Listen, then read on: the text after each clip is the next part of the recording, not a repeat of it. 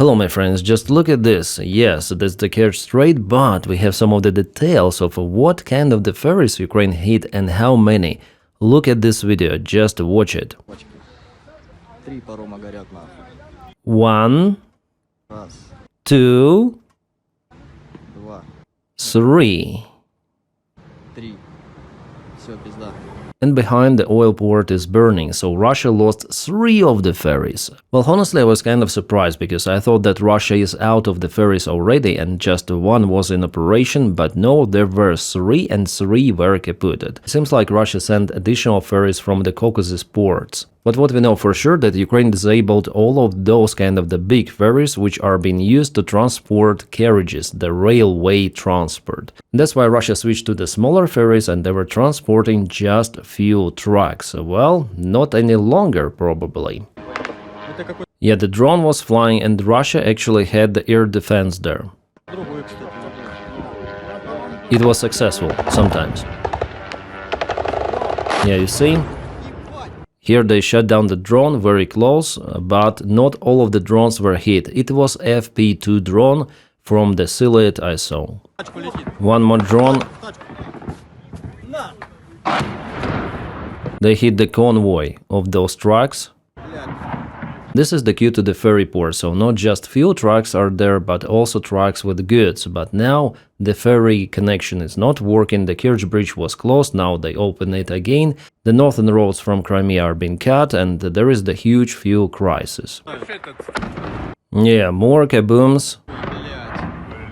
And everyone is filming, no one is hiding. I hope that there will be video published from those drones, from the drone operator perspective. I mean, those videos were already published, I showed you them in my previous update, but I hope for more. And this is the Kerch volcano. This afternoon, the oil port itself, we see the dramatic devastation to this enterprise. We witnessed the dramatic devastation to this enterprise, which is no longer in operation, and it adds more to the fuel crisis in Peninsula. My friends, a very short reminder, please like this video just right now, also subscribe for the channel, and if you can, of course, you may support my job on Patreon, the link for it is in the video description right below, on membership of the YouTube channel, and thank you so much because you are making this content possible. Let's continue with the video. And Russians themselves are drawing the pictures telling that the Kerch Bridge is the final destination for the Ukrainian drone attacks, and they're sure that Ukraine will perform this attempt using aerial and water drones, for example, even submarines. They're telling about Taloka 1000. So Ukraine might use 2-4 units, also Neptune missiles and FP2 missiles, plus Flamingo, 60 of the units. I wonder if Ukraine has that number, but it could be like that. They say that the main idea for Ukraine will be to overload the capabilities of the Russian air defense systems, and I would say that they were already overloaded the last night. Ukraine might use the lighter versions of the drones, like for example FP1. They are capable to carry up to 100 kilograms of TNT. And later on, Ukraine may send FP2 drones with 2 times larger capacity, and of course, the heaviest things possible, probably it's Flamingo for now, for Ukraine. Also, it's important for Ukraine to clear the way for the aero factor for all of those drones and missiles. That's why the occupied territories are being hit violently for the last few months. First of all, Ukraine deals with the Russian military bases and also air defense systems, by the way, including Crimea. So this is the constant work that Ukraine does to cut supplies for Crimea and for occupied territories. And the Kerch Bridge, of course, plays the great role if we speak about supplies. The total blockade of Crimea is simply not possible if there is still this Russian main connection. So Ukraine, I guess, has the plans of how to deal with the Kerch Bridge, and the last night Ukraine went really close to achieving the final result. But obviously now the risks of performing this operation, they're great. Still Russia has air defense systems and FP5 Flamingo missiles. They're very easy targets for the Russian air defense. So Ukraine either should use many of those, or maybe just wait and later on produce FP7 or FP9 ballistic missiles, and those are very hard to intercept, almost impossible. Here are some of the satellite images before and after volcano eruption, and this is the Kerch Bridge, by the way. It's been shadowed by the cloud. And this is the closer perspective of the oil port, so several tanks went on fire. Fantastic. By the way, wind really helps to spread the fire from one tank to another. Really good wind direction. Yeah, Russians are saying that the oil base has been hit. Wow, no way. Yes, indeed, it was hit. And the Ukrainian army official channel already tweeted that we saw the bridge today. Yeah, it's very, very close, so be ready, maybe. Yeah, the Russian military channels are so disappointed that they proposed the head of the Russian Navy to cancel himself because of the blockade of Crimea. And indeed, Russia had a very powerful fleet and still has some of the capabilities, but they keep their military cloaked and closed in the ports, and simply Russian military is unable to shut down all of those drones and unblock Crimea. And Russian mil bloggers obviously do not like that stuff, and they say that there should be some of the responsibility, but no, responsibility will be just for the Russian soldiers who are being flatlined in Ukraine. Well, Ukraine is successful not just in Crimea. Recently, Tumen oil refinery was hit for the first time, and it is very far away. I guess around 2,000 kilometers.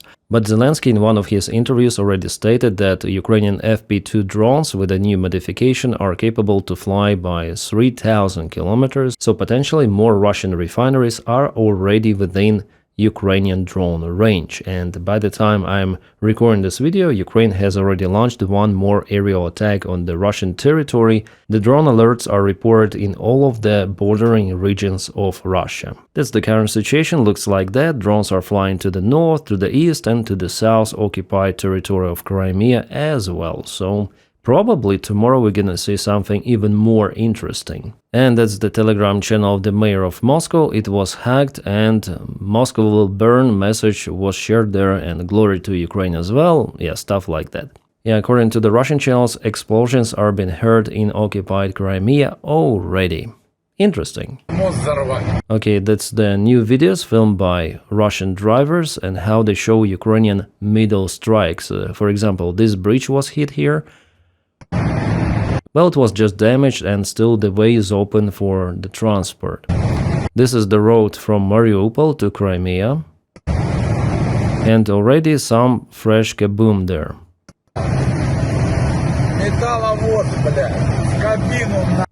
A metal carrier, he says, and this carrier was hit straight to the cabin. Yeah, just before him, this truck was hit. Unmanned vehicle. Yeah, this is the Russian military KAMAZ. It was disabled, yeah.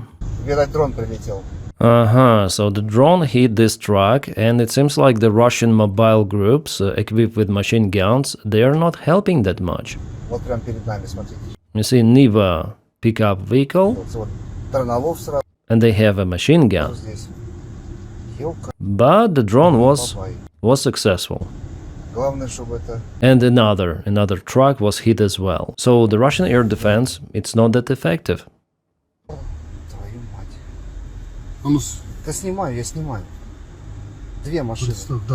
Yeah, two of the trucks immediately were hit.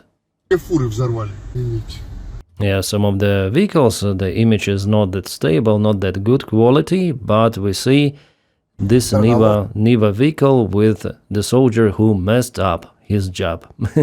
Analyst Clement Molin from France says that for the last 3 days we have 19 new Russian trucks and vehicles which were hit by Ukrainians, so the targeting rate is now 30 vehicles a day, and it is only confirmed evidence. Contrary to what I have sometimes read, the mid-range strike campaign is not slowing down. Yes, I also read some of the experts, also pro-Ukrainian channels, they're saying that, oh, Russia deployed some of the air defense, oh, Russia is delivering more of the trucks, and Ukraine is less successful. No, statistics shows the different picture, that Ukraine is striking Russian trucks even more. So it's not suffering from the Russian adaptation thanks to increase of the number of the drones used. The trend will be visible within the next 10 days, update next Sunday. So yeah, we're gonna wait. And this is the video itself. So Russian Ural truck that was hit. Simply, Russia cannot cope with those drones. Like, there is not a variant for them to jam those drones or to do something. They're simply almost unjammable. And yeah, my favorite scope, like in the Star Wars, yeah, So lots of the vehicles, lots of the trucks. As usual, Ukraine operates very, very well. And the situation for the Russian supplies still remains very, very terrible. Yeah, they cannot deliver as many goods as before.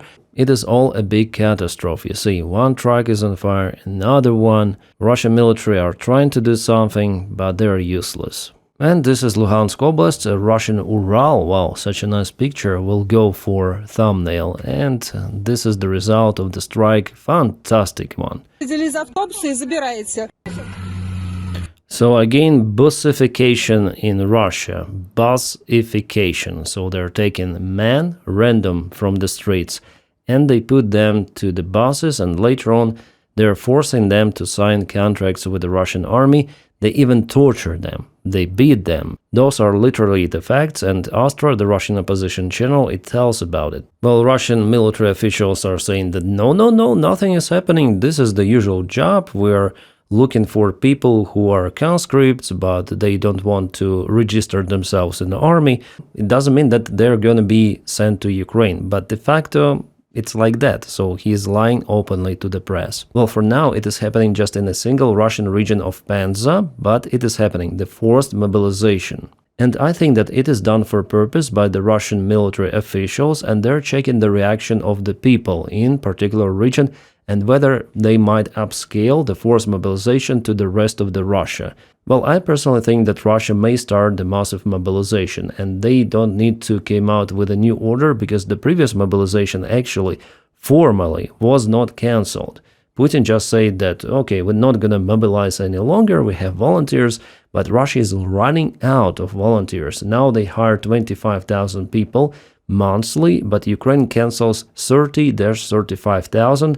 So they are in lack of soldiers already, which means that they need to take them from somewhere, and mobilization is the only variant at this stage. It's just a matter of time that they will announce it, or just without announcement they will start to mobilize people like in Penza. Okay, so Zelensky gave the interview to TSN today, Ukrainian channel, and he again mentioned his ultimatum to Belarus dictator Lukashenko that he should cope with transmitters on Belarus territory, otherwise Ukraine will deal with them on its own, with drone methods. And Zelensky says 1 week for that. Well, just before, several days ago, Lukashenko mentioned the vulnerability of his country against the drone attacks, and it seems like Lukashenko tries not to escalate with Ukraine any longer, and he even cancels the Russian mobile network operator, and probably Russian used their own telecommunication services providers in those transmitters. But the fact is the fact, the MTS signal, that's the operator, was cancelled. We have the report from it from the Russian military bloggers. Well, it's in Russian. I'm gonna switch to ChatGPT and I'm gonna ask for translation. I just put the text here, and this is the English variant. After Zelensky's threats to strike alleged signal repeaters for Iran drones in Belarus, the Republic's leadership decided to jam the Russian mobile operator MTS. Our own ally Belarus is already screwing our country by shutting down our MTS. Old Kremlin cuckolds just retire already, make way for the young. Yeah, I'm not making this thing up, but that's the current situation in the Russian publics, and probably Belarus tries to de-escalate because they understand that the threat from Zelensky is real. He is not like Donald Trump, 2 weeks, and then tackle. No, if Ukraine says, it usually does. So probably if MTS was involved and now it's been jammed by Belarus, I think that there would not be the strike from Ukraine in this case. Well guys, that's it what I want to tell you in this particular video. Stand by for more updates, and please support my job if you can on Patreon. The link for the Patreon you may find in the video description right below. Or join membership of YouTube channel by pressing button join. Thank you so much for your kind support, because you are making this content possible. And my friends, also don't forget to press your like to this video, subscribe to the channel. I wish you all a peaceful sky wherever you are, and have a great time.